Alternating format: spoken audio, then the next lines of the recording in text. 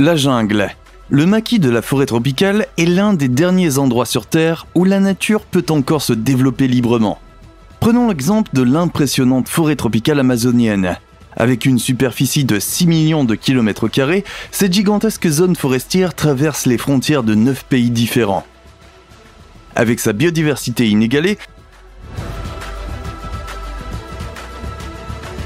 le bassin amazonien est l'un des habitats les plus importants de la planète. Plus de la moitié de toutes les espèces animales et végétales connues y ont élu domicile. On pense que les sous-bois impénétrables cachent encore d'innombrables secrets qui attendent depuis toujours d'être découverts. Les 6 découvertes remarquables de la jungle que nous allons vous présenter aujourd'hui nous donnent donc un avant-goût de tous les grands mystères qui restent à résoudre à l'avenir.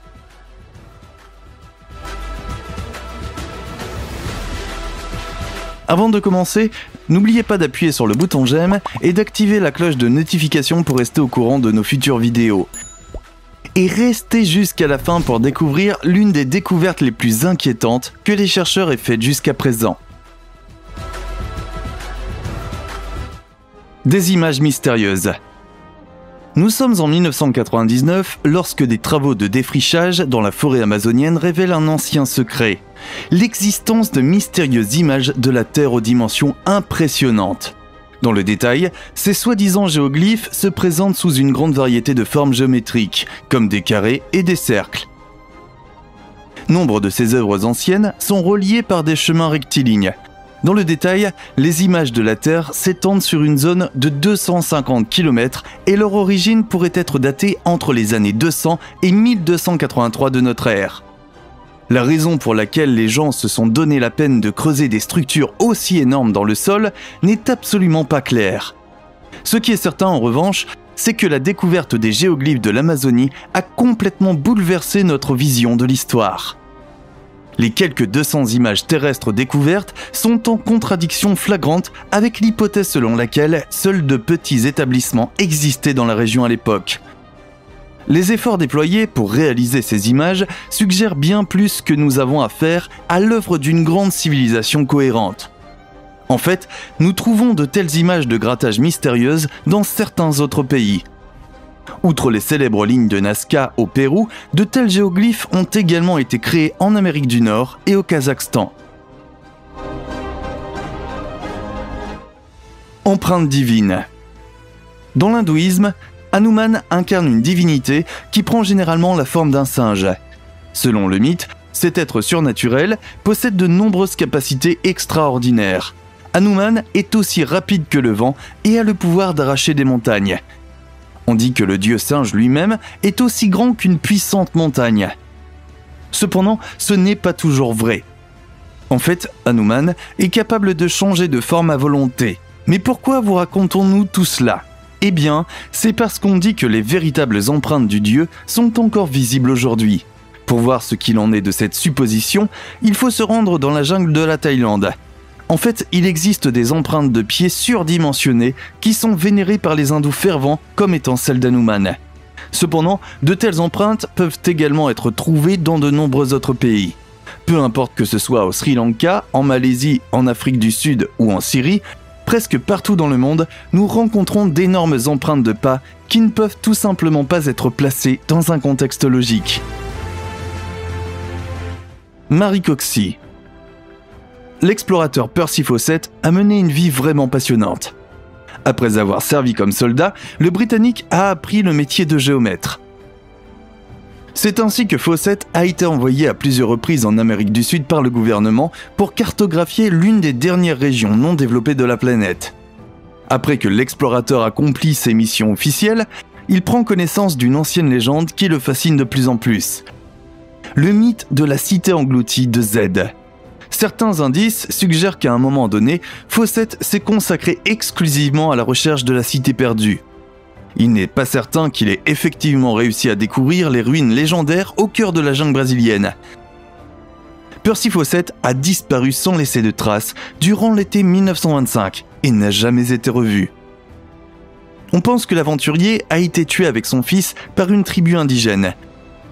D'autres, en revanche, pensent que le duo père-fils a été accepté dans les rangs de la tribu et a vécu dans la jungle jusqu'à la fin de sa vie. Au cours de ses expéditions dans la forêt tropicale, le Britannique a également continué à entendre des rumeurs sur un peuple grotesque. C'est ainsi que les Indiens Maxubi ont raconté l'histoire des Maricoxi. Il s'agirait d'un groupe de créatures poilues dont les membres se mangeraient les uns les autres encore et encore. Si un humain tombe dans les griffes des Maricoxi, il est rôti à la broche sur un feu ouvert, avant que la chair ne soit arrachée des os. Lors d'un voyage ultérieur, Fawcett a de nouveau entendu parler d'un étrange peuple de singes qui vivait dans des terriers. Dans ce cas également, on dit que les membres de la tribu sont couverts d'une fourrure sombre et qu'ils partent à la chasse pendant la nuit. On dit que ces êtres avaient un odorat si développé qu'on leur attribuait un sixième sens. Plus tard, l'aventurier aurait même rencontré les Maricoxi en personne. Ainsi, après quelques jours dans la jungle, Fawcett et ses compagnons se retrouvèrent sur une piste indigène. Alors que les hommes se demandaient s'ils devaient continuer sur ce chemin, ils aperçurent soudain deux silhouettes au loin. Un regard plus attentif a révélé l'apparence inhabituelle des deux étrangers. Fawcett a déclaré plus tard qu'il s'agissait d'hommes exceptionnellement grands et poilus. Ils avaient également des bras extraordinairement longs et un front déformé de façon grotesque. Peu après, les deux inconnus se sont retournés et se sont retirés dans les sous-bois. Nénuphars géants d'Amazonie. Jetons un coup d'œil à l'une des espèces végétales les plus impressionnantes de la forêt amazonienne. Comme le nom des nénuphars géants le suggère déjà, les dimensions de ces plantes dépassent toutes les dimensions communes. On trouve généralement la Victoria amazonica, le nom officiel de la plante, dans les eaux peu profondes de la jungle sud-américaine. La partie visible du nénuphar géant, appelé limbe, a un diamètre fabuleux pouvant atteindre 3 mètres. Le style qui se trouve sous la surface de l'eau le porte à une longueur de 8 mètres. Avec ces dimensions, les imposantes plantes aquatiques sont capables de porter des charges allant jusqu'à 50 kg. Cependant, la Victoria amazonica ne montre sa floraison que pendant 2 jours avant de se faner. Généralement, les nénuphars fleurissent d'abord en début de soirée, se présentant dans une riche couleur blanche et exsudant un doux parfum d'ananas. L'odeur dégagée a pour but d'attirer certains coléoptères, qui sont responsables de la pollinisation. Le matin, le nénuphar se referme, puis ouvre sa fleur une dernière fois le soir suivant. Cette fois, cependant, elle est de couleur rose. La fleur, après avoir été pollinisée par les coléoptères, coule ensuite au fond de l'eau, où les graines se développeront et remonteront un autre jour. Grenouille de verre. Avez-vous déjà vu un animal étrange que vous ne pouviez tout simplement pas comprendre ou expliquer ? Aujourd'hui, nous allons nous intéresser à une grenouille à l'aspect très étrange, souvent appelée grenouille de verre. Cette étrange créature a gagné son nom parce que sa face inférieure est complètement transparente. De la partie supérieure, elle peut ressembler à une grenouille ordinaire. Cependant, si vous jetez un coup d'œil à la partie inférieure de son ventre, vous serez choqué de constater que vous pouvez voir à l'intérieur de son petit corps. En observant la grenouille, vous pourrez voir son cœur qui bat, ses poumons, son système digestif et même ses yeux. Bien que cela puisse sembler incroyablement étrange, ces grenouilles existent depuis des milliers d'années. Cependant, même après tout ce temps, nous ne comprenons pas vraiment pourquoi leur ventre est transparent. La théorie la plus courante est que cette transparence les aide à se fondre dans leur environnement, ce qui leur permet d'éviter les prédateurs. S'ils se perchaient au sommet d'une feuille ou d'un arbre, la couleur de la plante transparaîtrait à travers eux, les faisant paraître presque invisibles. Si vous vous trouvez un jour dans une forêt tropicale, vous serez peut-être tenté de trouver une petite grenouille et de la renverser, juste pour regarder en dessous. Cependant, je ne peux pas vraiment le recommander, car certains de ces minuscules amphibiens peuvent être très dangereux. Les boules de pierre. Dans les années 1930, la United Fruit Company a été chargée de défricher certaines parties de la forêt tropicale du Costa Rica pour faire place à de nouvelles plantations de bananes. Alors que de plus en plus de plantes étaient victimes des flammes, la jungle a révélé un aperçu d'un ancien secret longtemps oublié, les mystérieuses sphères de pierre. À ce jour, plus de 350 de ces objets ont été retrouvés. En ce qui concerne leur taille, toutefois, les structures se distinguent très nettement les unes des autres. Alors que certaines sphères ne mesurent que quelques centimètres, d'autres ont un diamètre de plus de 2 mètres et pèsent 15 tonnes. Les lieux où elles ont été retrouvées prouve que la production des boules de pierre n'était en aucun cas un phénomène local. En effet, ils sont parfois distants de 300 km. En général, il est difficile de déterminer l'âge exact des objets en pierre. Toutefois, sur la base de certains fragments de poterie et de figurines découverts à côté des sphères, les chercheurs pensent que les objets ont été fabriqués entre 600 et 1200 après Jésus-Christ. Peu après leur découverte initiale, des rumeurs se sont répandues selon lesquelles les sphères en pierre contenaient de l'or. Pour cette raison, beaucoup de ces artefacts anciens ont été dynamités. En fin de compte, le gouvernement du Costa Rica a été contraint de légiférer contre la destruction de ces découvertes. La Cité des Géants. En 2012, des chercheurs sont tombés sur un mystérieux complexe pyramidal dans la jungle de l'Équateur. Jusqu'à cette découverte, personne n'avait deviné que les ruines antiques étaient cachées au milieu de la forêt tropicale. Certains experts pensent que les reliques trouvées pourraient en fait être les vestiges de la cité perdue des géants. En détail, le mystérieux bâtiment a une empreinte au sol et une hauteur de 80 mètres chacun. Le complexe est constitué de blocs de pierre massifs et taillés, pesant chacun en moyenne de tonnes. Cependant, contrairement aux pyramides classiques, la structure de la jungle ne possède pas de sommet classique, mais est fermée par une sorte de plateforme. Les chercheurs soupçonnent que cette zone était autrefois utilisée pour des cérémonies et des sacrifices rituels. En outre, les archéologues ont mis au jour de nombreux autres objets en pierre et en poterie sur le site. Ce qui est particulièrement surprenant, c'est que certains outils en pierre sont si lourds et si grands qu'ils ne pouvaient pas être utilisés par des personnes ordinaires. La construction du complexe et les autres découvertes indiquent que nous avons affaire ici à l'œuvre d'une culture pré-inca inconnue. Les légendes de la population locale disent que la jungle était autrefois habitée par des créatures gigantesques et que les chercheurs ont trouvé l'ancienne capitale de ce peuple géant. En même temps, ils ont donné aux archéologues un avertissement urgent. Ces sites étant habités par de puissants esprits tutélaires, il est conseillé de les laisser tranquilles.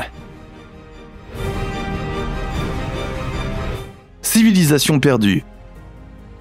Pendant longtemps, la plupart des chercheurs étaient convaincus que les régions les plus profondes de la forêt amazonienne étaient encore totalement vierges. Cependant, certaines découvertes déroutantes suggèrent qu'une civilisation avancée a autrefois habité les fourrés de la jungle sud-américaine et a vécu pendant 1000 ans. C'est grâce à une triste circonstance que nous avons pu découvrir les preuves que ce peuple inconnu a laissées derrière lui. La déforestation continue de la forêt amazonienne. Le mode de vie unique de l'époque est resté caché à notre vue pendant de nombreux siècles. Nous savons aujourd'hui que les anciens habitants de la forêt amazonienne ont laissé derrière eux d'innombrables œuvres mystérieuses. Il s'agit parfois de structures géométriques telles que des carrés, des cercles et des lignes. L'âge de ces murs et fossés mystérieux est estimé à 3500 ans. Cependant, on ne sait pas du tout qui a créé ces nombreuses structures, connues sous le nom de géoglyphes, et à quoi elles servaient. Ce qui est certain, c'est que des objets comparables ont également été découverts dans d'autres parties du globe. Les plus célèbres de tous les géoglyphes connus sont les lignes de Nazca, dans le désert péruvien. Jusqu'à présent, plus de 1500 de ces structures incomparables y ont été localisées. Outre les motifs géométriques typiques, le sol est également orné d'innombrables images de personnes et d'animaux.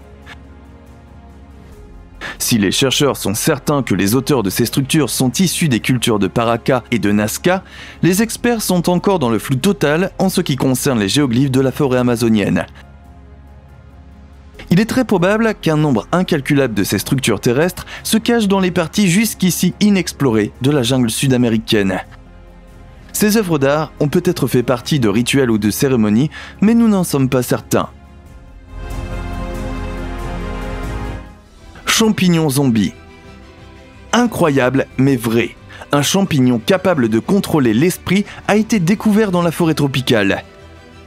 Une fois qu'une fourmi a été infestée d'Ophiocordyceps unilatéral, elle se transforme en zombie sans cervelle. Mais comment cela est-il possible ? Tout d'abord, les hyphes, c'est-à-dire les filaments du champignon, pénètrent dans la tête de la créature rampante. De là, le champignon parasite se fera un chemin jusqu'au cerveau, où il modifie radicalement le comportement de son hôte. Comme par magie, la fourmi se rend alors à un endroit qui offre les conditions de vie parfaites pour le champignon. L'insecte est manipulé de telle sorte qu'il mord la face inférieure d'une feuille ou l'écorce d'un arbre, pour mourir ensuite. Dans le corps sans vie de la fourmi, le champignon peut alors développer de nouvelles fructifications et spores, qui tombent sur le sol ou sont transportés par le vent vers de nouvelles victimes. Les découvertes de fossiles datant de 48 millions d'années montrent que ce comportement de manipulation a une histoire ancienne. Déjà à l'époque, les fourmis s'étaient mordues dans les feuilles d'une manière peu naturelle. Ce qui semble au départ à la fois étrange et effrayant a un potentiel passionnant dans le monde de la médecine. Selon certaines études, les champignons zombies contiennent certaines substances qui pourraient aider à trouver un remède contre les tumeurs. Très bien les amis, maintenant votre opinion compte. Quelle découverte vous a le plus surpris? Nous nous réjouissons déjà de vos commentaires. Si vous avez apprécié notre incursion dans le monde des mystères de la jungle, n'hésitez pas à laisser un pouce bleu. Pendant que vous y êtes, n'oubliez pas de vous abonner et d'activer la cloche pour ne plus jamais manquer une vidéo. Enfin, jetez un coup d'œil aux autres posts de notre chaîne, auxquels vous pouvez accéder en cliquant sur l'une des images du générique. Merci d'avoir regardé, passez une bonne soirée et à la prochaine.